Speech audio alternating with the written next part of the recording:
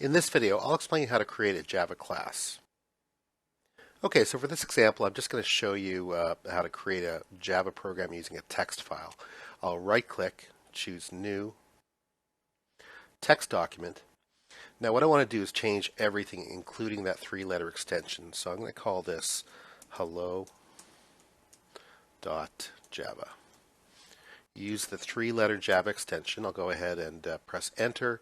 We'll get a message here asking, are you sure you want to change that three-letter extension text? And we do, because we're creating a Java file. Even though it's a text file, it's got the .java extension. Click yes. Right-click that. Choose edit with my Notepad editor. And here's our blank file. So to create a class, we just type this, public class.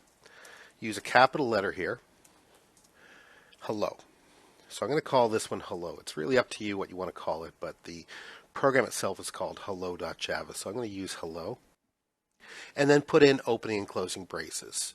So I'm going to add a couple of lines here. And there's our class. Now, it's really important to remember that this is our class name right here. We use the public class text before that and then put in our braces. And then anything contained inside these opening and closing braces becomes our class. We can start creating our program from here.